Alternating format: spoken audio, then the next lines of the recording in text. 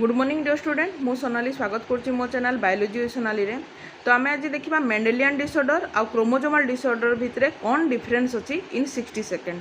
तो Mendelian disorder basically कौन होता है, जदि तुम गोटे जीन रे कौनसी गोटे जीन रे तुम कौन प्रकार अरेंजमेंट प्रोब्लेम हो कि सिक्वेन्स हो तार अल्टरेसन हो तार सिंगल जीन रे जदि होता ताको आम कहीपर जो मेंडेलियन डिसऑर्डर। एग्जांपल तुम आसीपर सिकिल सेल एनीमिया किंबा तुम cystic fibrosis, thalassaemia, colour blindness, haemophilia एगुड़ा हूँ तुम Mendelian disorder.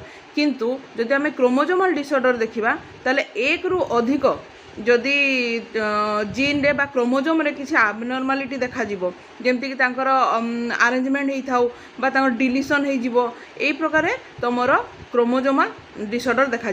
Example क्लिनोफिटर syndrome, down syndrome आउ टर्नर सिंड्रोम। Thank you.